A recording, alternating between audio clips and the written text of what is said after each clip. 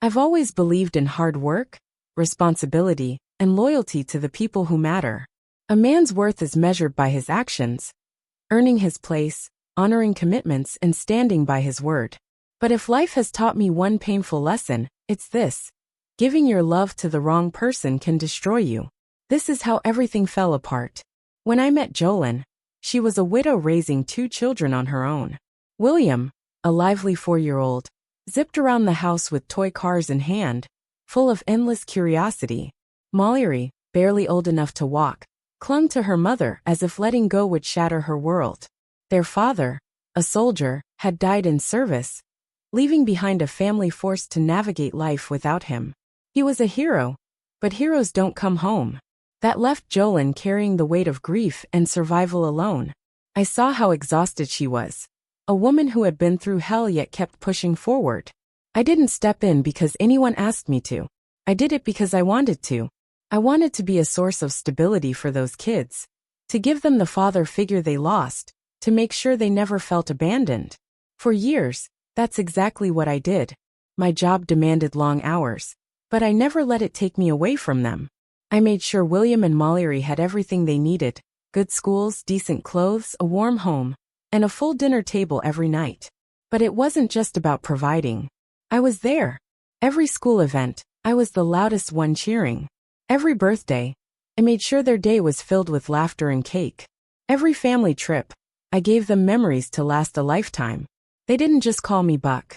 They called me Dad. And I believed them. I thought I had everything a man could ever hope for. But life doesn't always let you hold on to the things you cherish. At first it was subtle, small, dismissive remarks, minor acts of defiance. Nothing serious. I brushed it off. Kids go through phases, I told myself. But I had no idea what was coming. People warn you about teenagers. They test limits, challenge authority, act like they know everything. I expected that. What I wasn't ready for was how quickly everything I built would come crashing down. By the time William turned 17, he became distant, staying out late, ignoring rules, brushing off my advice like it was nothing. At 14, Mallory followed in his footsteps. Simple requests, picking up after themselves, doing their schoolwork, were met with eye rolls and silence. I tried to talk to them, to hold on to the bond we had. But it was like speaking into a void. The more I tried to set boundaries, the harder they pushed back. Whenever I turned to Jolene for support, hoping she'd back me up, she stayed silent. At first, I made excuses for her. Maybe she was tired. Maybe she was trying to avoid conflict. Maybe she just wanted peace. But eventually I saw the truth. She wasn't indifferent. She was letting it happen. That should have been my wake-up call. Then came the night that changed everything. William had been coming home later and later. That night, he strolled in past midnight, no message, no explanation, like it was nothing. I wasn't shouting. I wasn't furious. I simply asked, "Where have you been?" I expected some guilt, maybe even a half-hearted apology. Instead, he scoffed and muttered, "Relax. I'm not a kid." I told him plainly, "You live under my roof, you follow my rules. If you can't respect that, we have a problem." He met my eyes with a cold, detached expression. "You're not my real dad. Stop acting like you own me." For a moment, time seemed to stand still. Before I could even process his words, Mallory, my sweet little Mallory, nodded and added, "Yeah, you're just some guy our mom married." I turned to Jolene, waiting for her to step in, to correct them, to tell them they were out of line. She didn't. She just stood there, her expression unreadable. No anger. No disappointment. Nothing. And in that moment, something inside me broke. After years of sacrifice, of giving them everything I had, I thought there had to be a limit to the disrespect I'd have to endure. But there wasn't. Just a few days later, it happened again. But this time, it wasn't just William mouthing off or Mallory backing him up. This time, Jolene added her voice to the mix. And all of it over something ridiculously minor. Mallory had left the kitchen a mess. Dishes piled in the sink, crumbs scattered on the counter, a sticky spill of juice congealing on the floor. I asked her calmly to clean up after herself. Just a basic expectation. Instead of moving, she met my eyes and shrugged. "Why don't you do it? It's your house, isn't it?" That hit me like a slap. Before I could even find the words to respond, William chimed in. Why are you always acting like you're in charge? You're not even our real dad. And then, in a voice so casual, they had been chipping away at me, pushing to see how far they could go, how much I would endure. But this wasn't just rebellion. This was resentment, entitlement, a complete disregard for everything I had done for them. I knew then that staying wasn't an option. That night, I made a decision. No more trying, no more waiting for things to get better. The very next day, I started packing. Jolene barely reacted when she saw the suitcases. Maybe she thought I was bluffing, that I'd come crawling back like I always did. William and Mallory smirked like they had won some unspoken battle. But I wasn't coming back. I didn't argue, didn't explain myself. I just left. And the moment I walked out that door, a weight I hadn't even realized I was carrying lifted off my shoulders. For the first time in years, I felt free. I moved into a small apartment across town, nothing fancy, just enough for me. It was quiet, peaceful, and most importantly mine. No one to disrespect me, no one to use me. Just me rebuilding, healing. At first, they didn't believe I was really gone. Jolene called once, trying to manipulate me into paying a bill she suddenly couldn't afford. When I refused, she spat out that I was heartless, selfish. But I had nothing left to give. Then came the messages from William and Mallory, full of anger at first, blaming me for their struggles. But I didn't answer. Slowly the text changed, less rage, more desperation. They weren't mad that I left. They were mad that I had taken away what they had always assumed would be there. It took months, but eventually they stopped reaching out. The silence was the real goodbye. I never looked back. Now, standing on the other side of it all, I see it clearly. Love, real love, isn't about obligation. It isn't something you should have to beg for. It's given freely, reciprocated, nurtured. I gave my heart to people who never deserved it. And when I finally took it back, I realized I hadn't lost a family. I had freed myself from a lie that I pretended nothing had changed. I let them believe they had won, that their cruelty had pushed me into silence.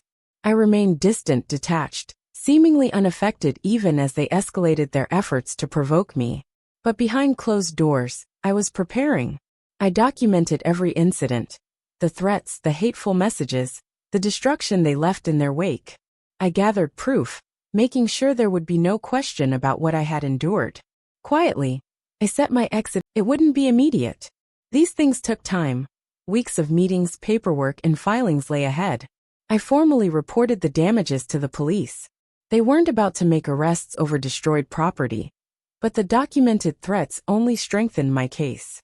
And then, when everything was in place, I left an envelope on the kitchen counter before heading to work.